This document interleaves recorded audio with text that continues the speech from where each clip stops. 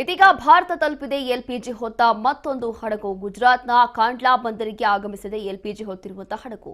ಅದರಲ್ಲೂ ಕೂಡ 42,000 metric ton LPG ಹೊತ್ತ ಜಾಗ್ ವಸಂತ್ ಹಡಗಿದು ಇದೀಗ ಭಾರತಕ್ಕೆ ಬಂದು ತಲುಪಿದೆ.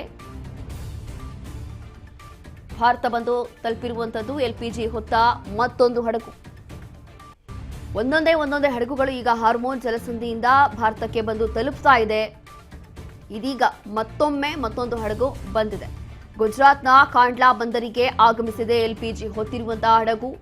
ಅದು ಕೂಡ 42,000 ಮೆಟ್ರಿಕ್ ಟನ್ ಎಲ್ಪಿಜಿ ಹೊತ್ತಿರುವಂತಹ ಜಾಗ್ ವಸಂತ್ ಹಡಗಿದು.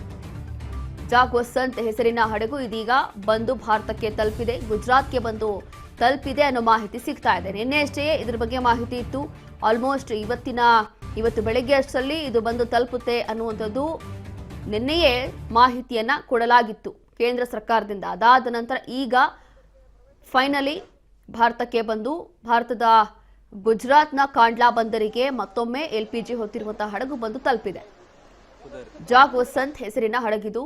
47,000 ಮೆಟ್ರಿಕ್ ಟನ್ ಎಲ್ಪಿಜಿ ಹೊತ್ತ ಹಡಗು ಇದೀಗ ನಮ್ಮ ಭಾರತಕ್ಕೆ ಬಂದು ತಲುಪಿದೆ. ಹಾಗಾಗಿ ಒಂದೊಂದೇ ಹಡಗುಗಳೇನೋ ಬರ್ತಾ ಇದಾವೆ. ಆದರೆ ಇಲ್ಲಿ ಸಮಸ್ಯೆ ಮಾತ್ರ ಕಡಿಮೆ ಆಗ್ತಾ ಇಲ್ಲ. ಹೀಗೆ ಎಲ್ಲರೂ ಕೂಡ ಯೋಚನೆ ಮಾಡ್ತಾ ಇರಬಹುದು. ಆದರೆ ಇಲ್ಲಿ ಮತ್ತೊಂದು ವಿಚಾರ ಏನು ಅಂತಂದ್ರೆ, ಇಲ್ಲಿಂದ ಬರುವಂಥದ್ದು ಎಲ್ಪಿಜಿ ಗ್ಯಾಸೇ ಇರ್ಬೋದು ಅಥವಾ ಕ್ರೂಡ್ ಆಯಿಲ್ಲೇ ಇರ್ಬೋದು, ಎಲ್ಲವೂ ಕೂಡ ಡಿಸ್ಟ್ರಿಬ್ಯೂಷನ್ ಆಗ್ಲಿಕ್ಕೆ, ಅದು ಫಿಲ್ಟರ್ ಆಗಿ ಎಲ್ಲ ಕಡೆ ಡಿಸ್ಟ್ರಿಬ್ಯೂಟ್ ಆಗ್ಲಿಕ್ಕೆ ಸ್ವಲ್ಪ ಸಮಯ ಬೇಕಾಗುತ್ತೆ, ತುಂಬಾ ಟೈಮ್ ಕೂಡ ತಗೊಳುತ್ತೆ. ಇದರಲ್ಲಿ ಕೇಂದ್ರ ಸರ್ಕಾರ ಈಗಾಗಲೇ ಹೇಳಿದೆ ಅಂತಂದ್ರೆ, ಒಂದು ಕಡೆ ಹಡಗುಗಳು ಈಗಾಗಲೇ 2 ರಿಂದ 3 ಹಡಗುಗಳು ಬಂದು ತಲುಪಿರುವಂಥದ್ದು ನಮ್ಮ ಭಾರತಕ್ಕೆ. ಇದರಲ್ಲಿ ಡಿಸ್ಟ್ರಿಬ್ಯೂಟ್ ಮಾಡುವಂಥದ್ದು, ಡಿಸ್ಟ್ರಿಬ್ಯೂಟ್ ಆದ ನಂತರ ಸಮಸ್ಯೆ ಬಗೆಹರಿಯುತ್ತೆ, ಎಲ್ಲವೂ ಕೂಡ ಆಲ್ಮೋಸ್ಟ್ ಸರಿ ಹೋಗುತ್ತೆ. ಆದರೆ ಇದಕ್ಕೆ ಸ್ವಲ್ಪ ಟೈಮ್ ಬೇಕು, ಎಲ್ಲವೂ ಕೂಡ ಟೈಮ್ ಹಿಡಿಯುತ್ತೆ. ಹಾಗಾಗಿ ಎಲ್ಲರೂ ಕೂಡ ಸಮಾಧಾನದಿಂದ ಇರಬೇಕು.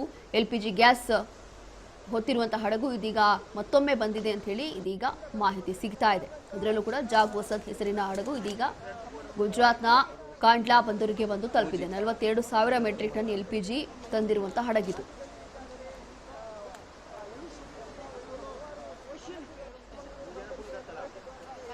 राइट कर ले।